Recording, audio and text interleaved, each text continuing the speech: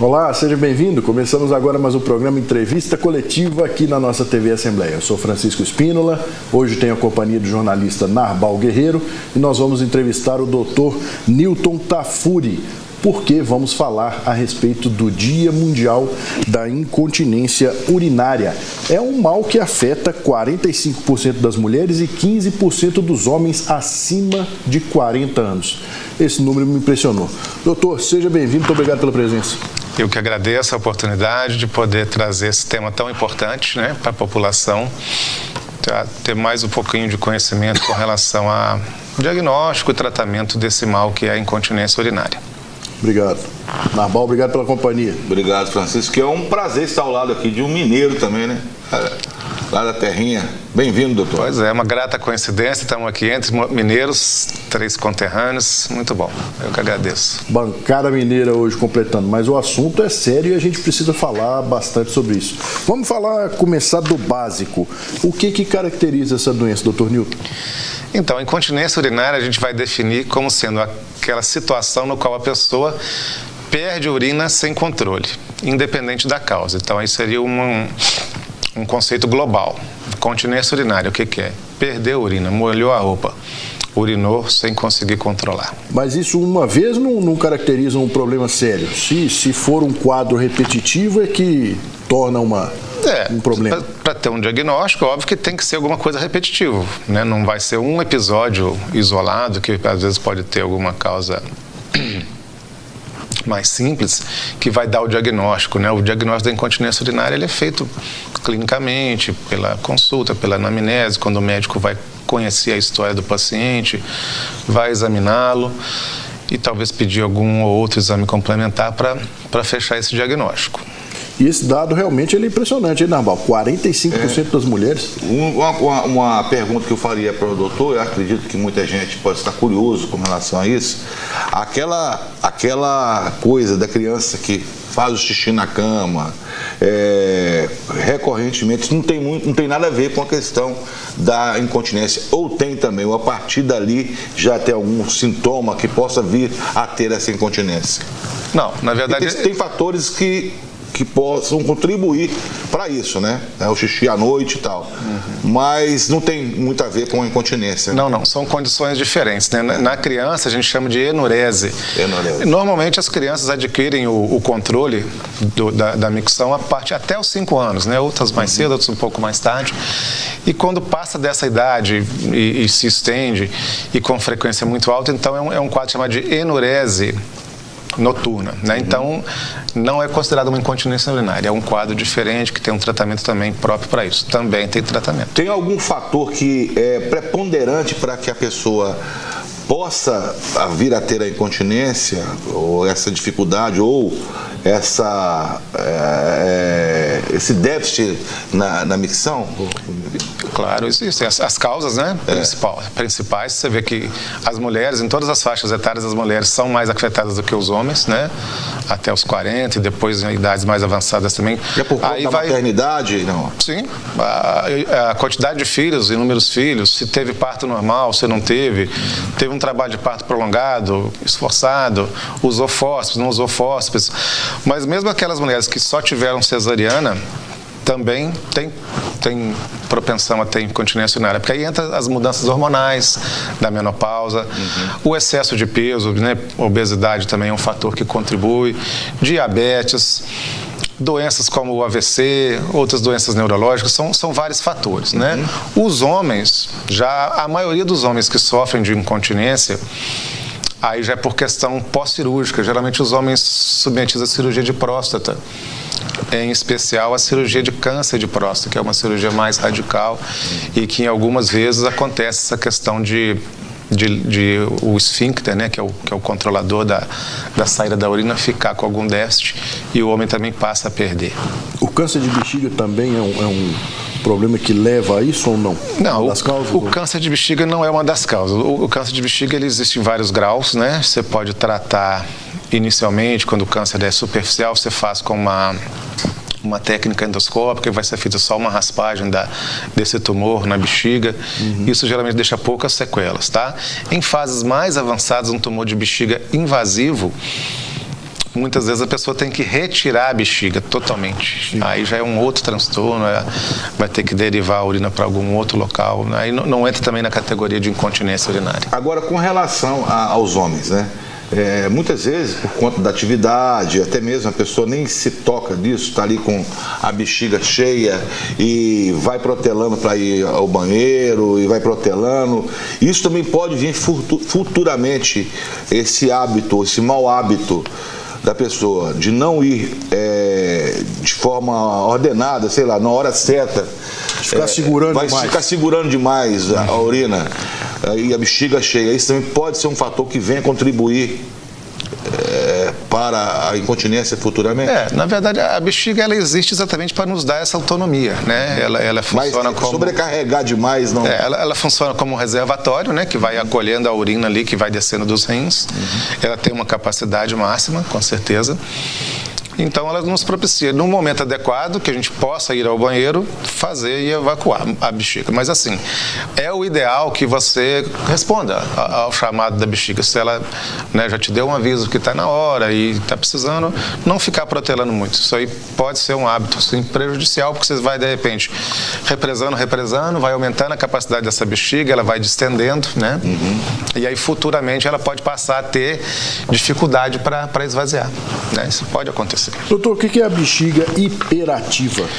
Então, bexiga hiperativa é uma das condições causais de incontinência urinária. Assim, a gente define dois grandes grupos, né, as incontinências. A incontinência de esforço, que a gente já falou sobre ela, que é essa que pega mais as mulheres, né, no pós-parto, a idade, menopausa, diabetes, etc.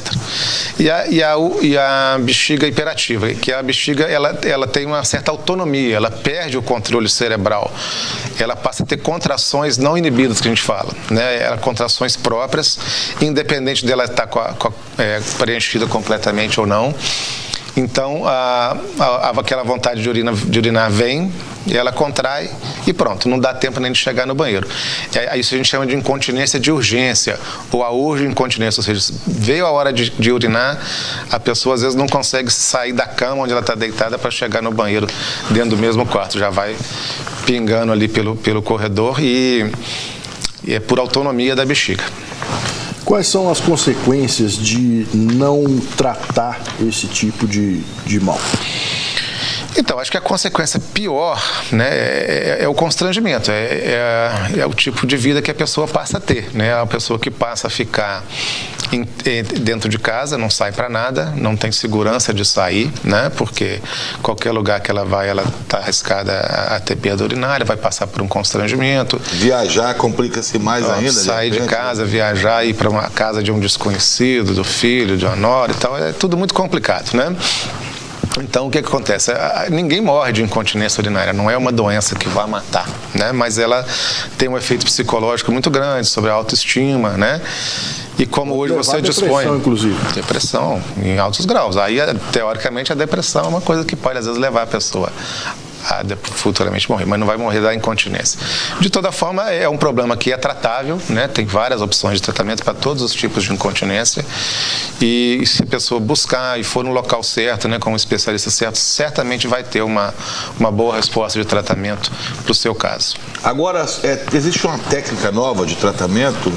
Antes da técnica, eu podia só Sim. Uma dúvida aqui a respeito da questão de limite mesmo, porque parece que é óbvio, mas às vezes a pessoa fica com dúvida em casa.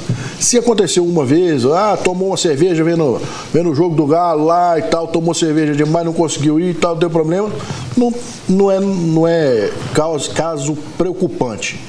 Tem um limite? Aconteceu 2 vezes, 3 vezes, aí acendeu o alerta, tem que procurar o médico ou não? Não, eu penso assim, que se começou a ter repetitivo, né, se for 1, 2, até umas 3 vezes, mas assim, se dentro de um mês, né, quando você entrevista uma pessoa que vai ao consultório com essas queixas, existe um questionário que a gente chama de diário miccional, que você aplica para a pessoa, né? Ali ela vai relatar quantas vezes normalmente ela vai ao banheiro, se ela levanta à noite, se ela não levanta, quanto tempo consegue segurar a urina, se quando vem à vontade ela consegue segurar. Então, baseado naquele ali, existe um score, você vai dando pontinhos ali, né? Para cada resposta. e a partir de determinado grau de pontos, ela já está diagnosticada. Então, assim, fatos isolados a gente não considera, né? Então, tem que ser realmente um sintoma repetitivo. Perfeito. Vai lá. Agora, a pessoa normal, aliás, aqui nós temos esse calorão escaldante, né? A água, consumo de líquido muito grande, diferente de algumas outras regiões, né? Mas tem, assim, uma média de vezes que a pessoa vai, como é que é? Não tem como oferir isso por conta da rotina de cada um ser muito particular, peculiar? Vai variar, né? A capacidade da bexiga é em torno de 400, 450 ml de urina, né? Então, se a pessoa bebe bastante líquido, ela vai urinar mais, se ela bebe pouco, urina menos. E existe, porque assim, a urina, ela existe para regular a quantidade, né? A questão, ela existe para regular a quantidade de líquidos do organismo, né? Para a gente não ficar retendo líquido. Mas a gente perde também com o suor, né? Então, assim, sim, claro. Obviamente aqui, Mato Grosso, que é um estado muito quente, você perde. Num ambiente de ar-condicionado que também é muito seco, você, querendo ou não, você está perdendo. Mas, assim, podemos considerar que se a pessoa tem um controle aí de até 3 horas, até 4 horas de controle entre cada micção, ele está normal, né? 2 horas também, dependendo, ainda está bem. Vai abaixando disso, aí vai entrando numa certa normalidade que a gente tem que investigar. À noite, aí já é uma outra questão. O normal é depois que a pessoa deita e adormece, não despertar mais para urinar, né? Mas aí com algumas condições, os homens principalmente quando entra na idade da próstata, né? Passa a ter essa questão da micção noturna mais vezes, por conta das alterações que a próstata vai causando.